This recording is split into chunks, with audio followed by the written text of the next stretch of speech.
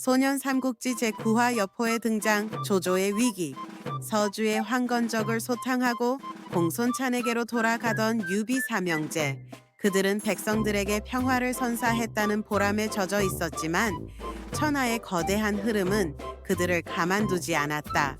중권에서는 조조와 원소라는 두 거인이 천하의 패권을 놓고 숨 막히는 대결을 준비하고 있었다. 그리고 바로 그때 예측 불가능한 변수가 등장하여 천하를 뒤흔들기 시작했다. 바로 인중여포 린종 류부, 인간 중에는 여포가 최고라는 별칭을 가진 여포 맹덕이었다. 조조의 위기, 여포의 배신. 유비 삼형제가 서주에서 공손찬의 본거지로 돌아오자마자 조조의 본거지인 연주에서 충격적인 소식이 전해졌다. 조조가 아버지 조승을 맞이하기 위해 자리를 비운 사이 그의 휘에 있던 장막, 진궁 등이 조조에게 반기를 들고 여포를 맞아들여 연주 대부분을 장악했다는 것이다. 공손찬은 이 소식을 듣고 크게 놀랐다. 여포라니 그 동탁의 양자가 아직도 저리도 거침없이 날뛴단 말인가. 조조가 큰 위기에 처했군. 유비는 조조의 위기 소식에 복잡한 표정을 지었다. 비록 그와 조조는 아직 대면한 적 없었지만 조조의 뛰어난 지략과 과감한 결단력은 익히 들어 알고 있었다. 그런 조조가 여포에게 허를 찔리다니. 여포는 용맹하기로는 천하제일이라 불리지만 그의 성정은 예측하기 어렵고 믿을 수 없다고 들었습니다. 조조에게는 큰 시련이 될 것입니다. 관우가 차분하게 상황을 분석했다. 아무리 강한들 내 장팔사모를 당해낼 수 있겠나? 여포든 뭐든 백성을 괴롭히면 끝장이다. 장비는 여전히 혈기왕성하게 외쳤다. 그러나 유비는 장비의 말처럼 단순한 문제가 아님을 직감했다. 여포는 단순한 무인이 아니었다. 그는 뛰어난 무력뿐 아니라 사람의 마음을 현혹하는 묘한 매력까지 지닌 인물이었다. 조조의 방역, 연주의 격전. 아버지 조승이 서주 자사 도겸에게 암살당했다는 오해로 인해 서주를 침략하려던 조조는 이 소식을 듣자마자 모든 계획을 취소하고 연주로 급히 회군했다. 분노에 찬 조조는 여포를 향해 맹공을 퍼부었다. 감히 내 연주를 넘보다니. 여포, 너에게 죽음을 선사해주마. 조조의 군대는 비록 본거지를 빼앗겼지만 그의 지휘 아래 일사불란하게 움직였다. 조조는 장막과 진궁 같은 배신자들을 먼저 제압하려 했고 동시에 여포의 군대를 각계격파하려 했다. 그러나 여포는 조조의 예상보다 훨씬 강했다. 그의 무용은 가히 신의 경지에 달했으며 그의 휘에는 장료, 보순 등 뛰어난 장수들이 있었다. 연주 일대는 조조와 여포의 피 튀기는 격전장이 되었다. 조조는 수차례 여포의 책략에 당하며 큰 위기에 처하기도 했다. 한 번은 조조가 여포의 계략에 빠져 포위당하여 죽을 고비를 넘기기도 했다. 다행히 전이와 같은 맹장들의 활약으로 겨우 목숨을 건질 수 있었다. 맹덕 형님, 위험하오니 어서 피하시오. 이 전이가 목숨을 걸고 길을 열겠소. 전이는 온몸에 화살을 맞으면서도 조조를 지켜내며 살신성인의 모습을 보여주었다. 조조는 전이의 충성심에 감동하면서도 여포의 무용과 책략에 혀를 내둘렀다. 유비의 고민, 공손찬의 선택. 한편 공손찬은 조조와 여포의 싸움 소식을 들으며 복잡한 계산을 하고 있었다. 조조가 여포에게 패한다면 자신의 오랜 숙적 원소에게 큰 이득이 될 터였다. 하지만 조조가 완전히 몰락하는 것도 공손찬에게는 좋지 않았다. 중원의 세력 균형이 깨지면 북방에도 여파가 미칠 것이 분명했다. 공손찬은 유비 삼형제를 불러들였다. 현덕, 자네 생각은 어떠한가? 조조와 여포의 싸움은 천하의 판도를 바꿀 대사건이 될 것이다. 우리가 이 싸움에 개입해야 할까? 공손찬의 물음에 유비는 잠시 생각에 잠겼다. 공손찬공, 조조와 여포의 싸움은 명분 없는 싸움이라 생각합니다. 여포는 동탁을 배신하고 조조마저 배신한 인물이니 의리가 없습니다.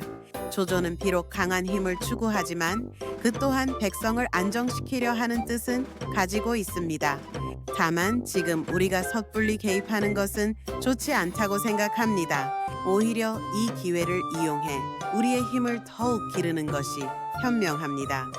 유비는 조조를 무조건적으로 편들지는 않았다.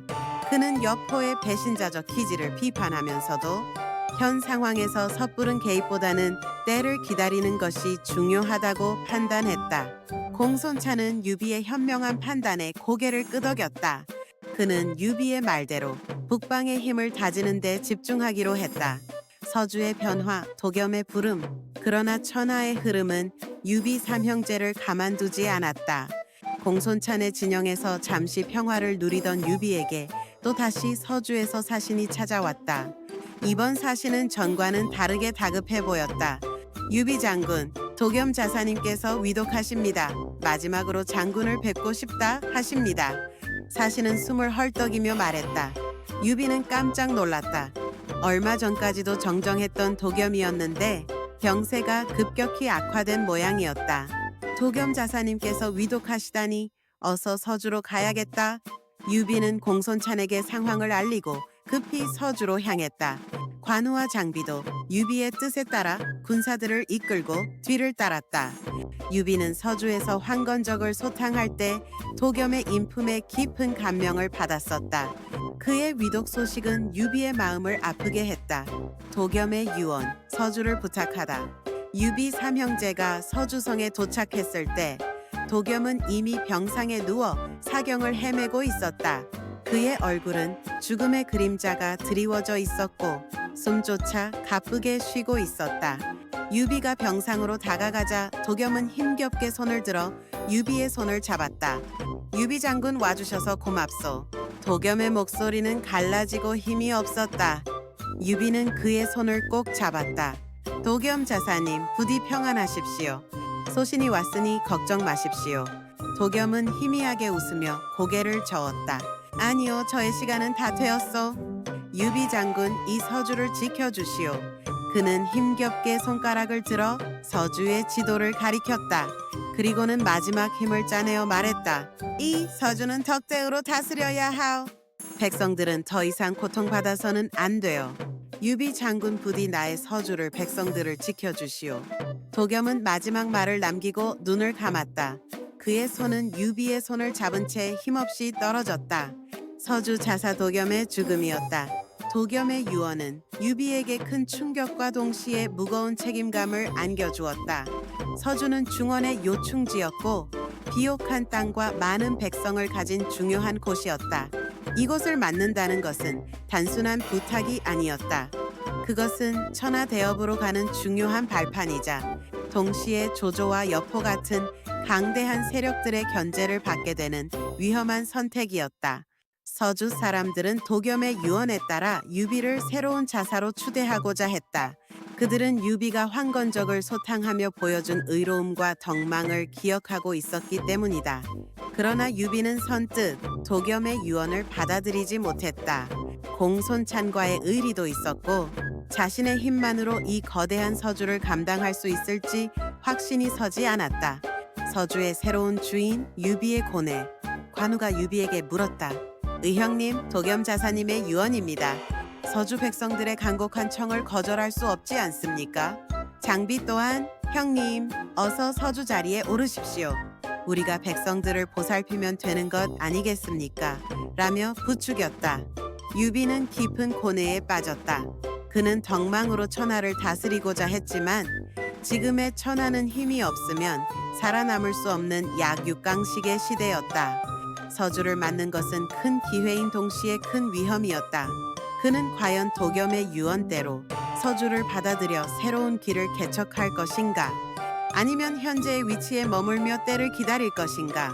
천하의 모든 시선이 연주의 조조와 여포의 싸움에 집중된 사이 서주에서는 또 다른 운명의 갈림길이 열리고 있었다. 유비 삼형제의 선택이 천하의 판도에 어떤 영향을 미칠지는 아무도 예측할 수 없었다. 중원의 하늘은 여전히 혼돈과 격변의 기운으로 가득했다. 다음 이야기 소년 삼국지 제10화 갈림길에 선 유비 서주의 운명은 기대해 주세요. 좋아요, 구독 눌러주시는 거 잊지 마세요.